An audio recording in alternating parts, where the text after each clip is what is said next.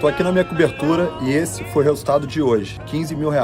Eu fiz questão de ir ao banco e pegar em espécie só para vocês terem noção. Já vou te adiantar que eu não sei gravar vídeos e esse provavelmente já vai estar todo cortado.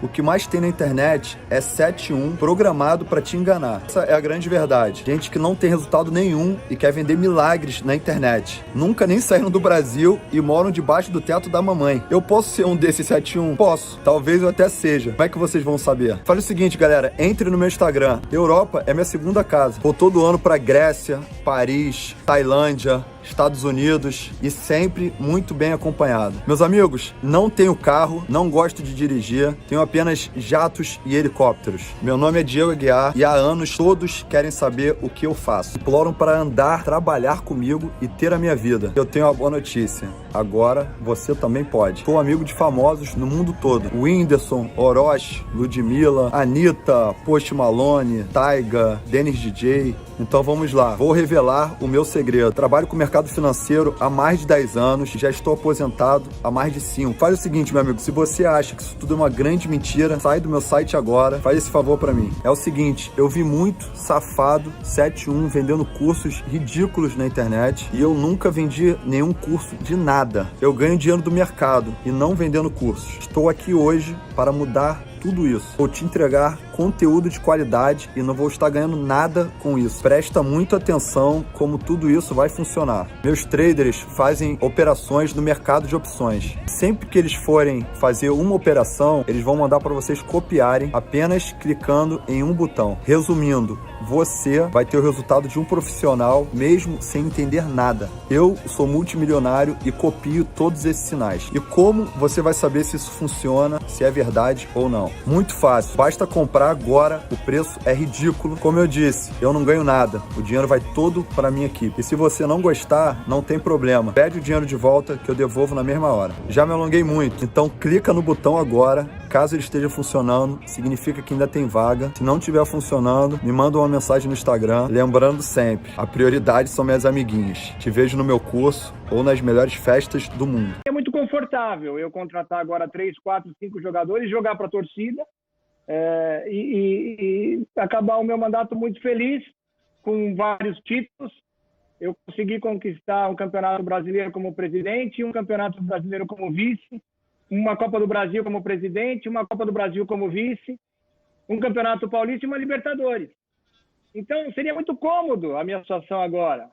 Contrato mais 3 ou 4 jogadores de ponta, saio com um time absolutamente bem montado, um time estratosférico, e as consequências virão no futuro. Isso a gente não pode fazer.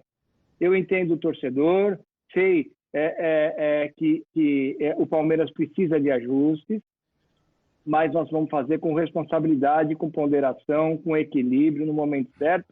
E tudo isso a gente conversa com o Abel, a gente trata, ele participa no dia a dia do clube, de todos os assuntos inerentes ao departamento de futebol, de todo o planejamento. Então, aonde o Palmeiras tem necessidade, a gente debate nomes, a gente debate possibilidades, a gente, inclusive, fez algumas negociações. Agora, nós não vamos trabalhar de forma irresponsável. Nós não faremos isso. Por quê? Porque nós demoramos muito tempo para reequilibrar o Palmeiras.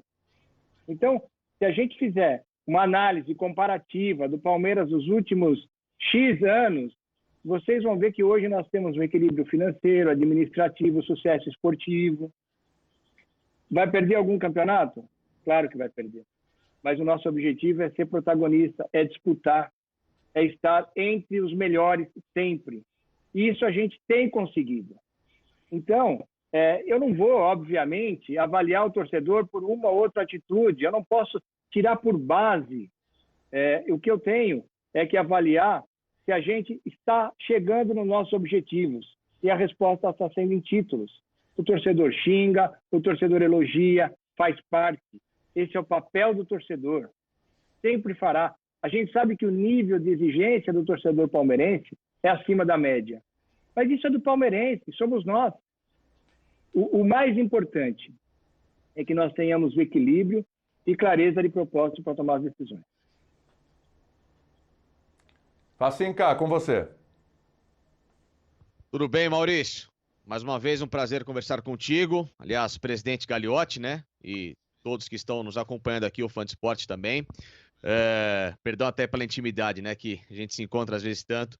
Mas enfim, formalmente, presidente Gagliotti. O Dudu, na informação que eu tenho, se manifesta que gostaria de permanecer no Brasil. E a posição do Palmeiras? Qual é nesse sentido? De ficar com o jogador ou negociá-lo em definitivo?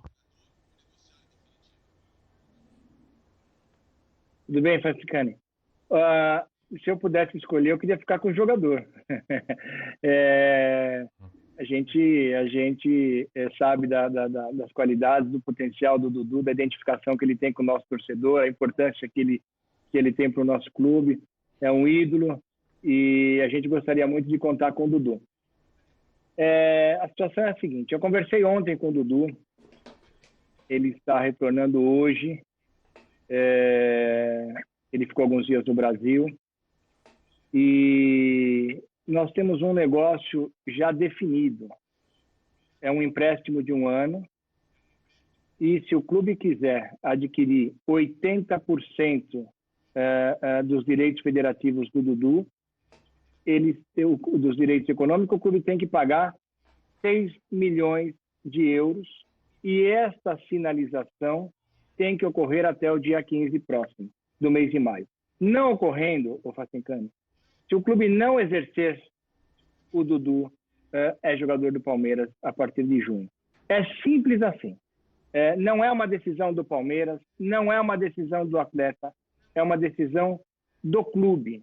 Já está documentado. Se eles pagarem, o Dudu joga lá por mais 2 temporadas. Se eles não pagarem, o Dudu volta a ser jogador do Palmeiras logo mais.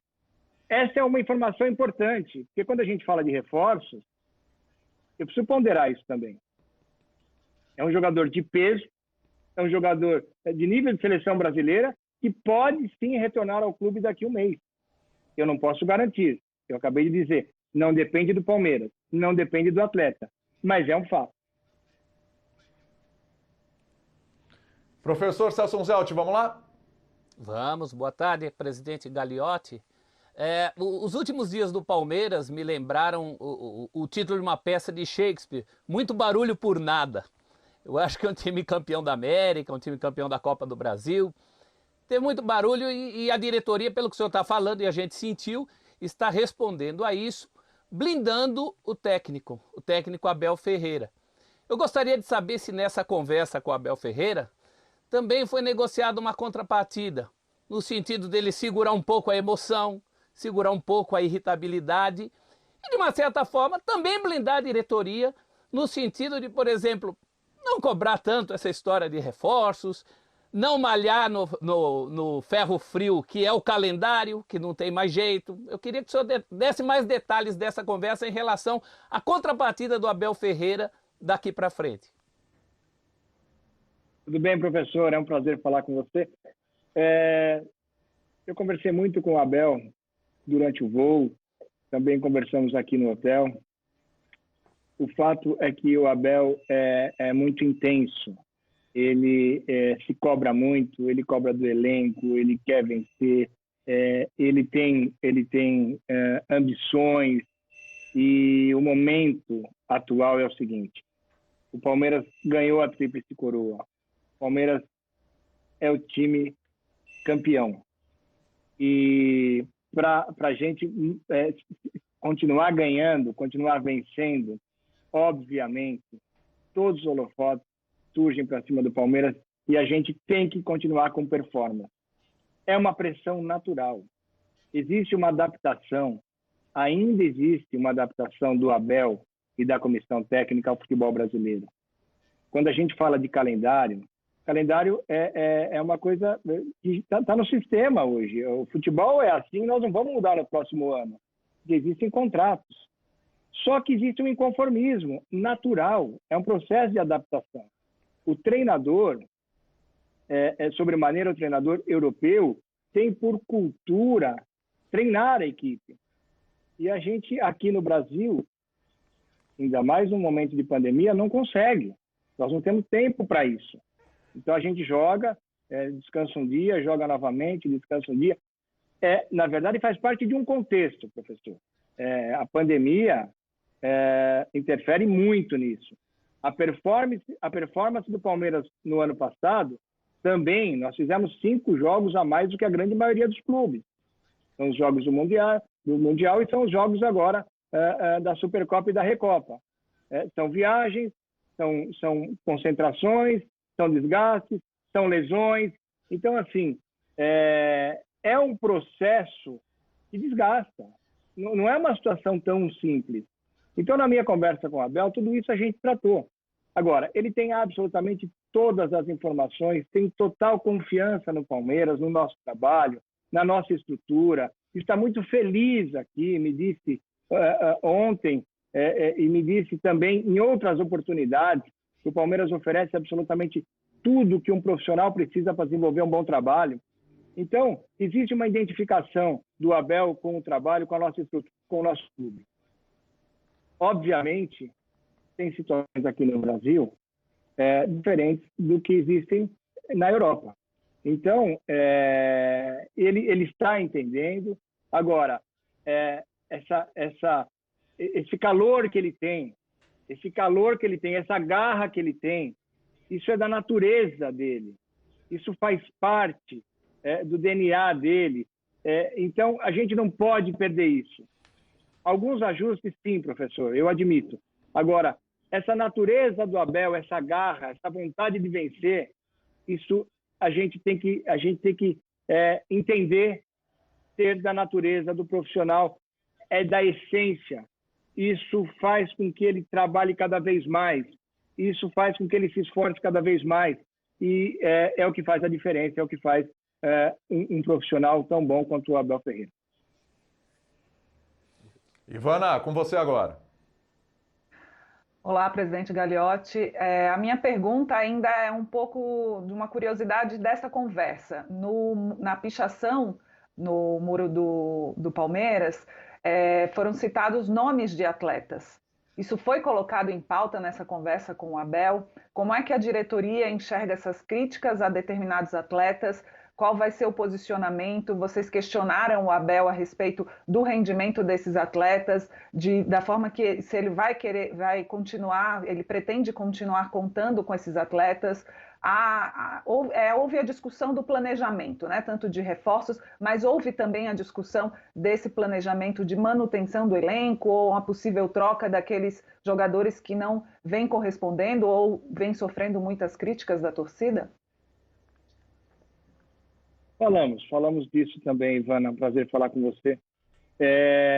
Nós não podemos nos basear por uma ou duas pessoas que foram pichar o muro, não sei quantas foram, mas com certeza não foram os 18 milhões de torcedores que o Palmeiras tem que foram pichar os muros. Isso foi feito por um ou dois indivíduos. Então, se a gente tomar por base o que algumas pessoas fazem, a gente perde completamente o direcionamento e a convicção do nosso trabalho. Esses mesmos jogadores que foram os vencedores da Libertadores tiveram os nomes pichados. Esses mesmos jogadores, há 6 meses, foi rasgada a fotografia deles na frente da academia de futebol. Então, depois de alguns meses, nós vencemos a Copa do Brasil e vencemos a Libertadores. Então, a gente entende, obviamente não é meu papel aqui avaliar, concordar ou discordar. Isso cada um faz o que quiser da sua vida. Na verdade, as decisões dependem de cada um. Só que a gente não pode levar por base ou considerar uma ação pontual. O Palmeiras saiu de Brasília aplaudido com 2 derrotas que valiam troféu. Com 2 derrotas, o Palmeiras saiu aplaudido de Brasília. E aí eu te pergunto, qual torcedor que eu devo considerar? Aquele que aplaude ou aquele que picha? Eu tenho que considerar o nosso trabalho.